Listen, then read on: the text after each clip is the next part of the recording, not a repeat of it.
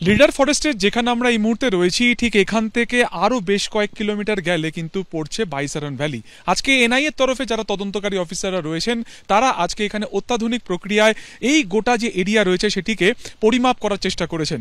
NIA সূত্রে খবর যে জিওগ্রাফিক্যাল ইনফরমেশন সিস্টেম, যেটাকে বলা হয় জিআইএস, তার মাধ্যমে এই যে গোটা এরিয়া রয়েছে, জঙ্গল এরিয়া এবং তারপরে যে বাইসারন উপত্যকা বা পাশে যে পর্বতাঞ্চল রয়েছে, সেই পর্বতাঞ্চল থেকে শুরু করে এই বিস্তীর্ণ জায়গা কতটা পরিমাপ জুড়ে ছড়িয়ে রয়েছে, এখান থেকে ঢোকার বা বেরোনোর কি রাস্তা রয়েছে সবটাই কিন্তু বোঝা সম্ভব হবে অত্যাধুনিক প্রক্রিয়া এই জিআইএস সিস্টেমের মাধ্যমে।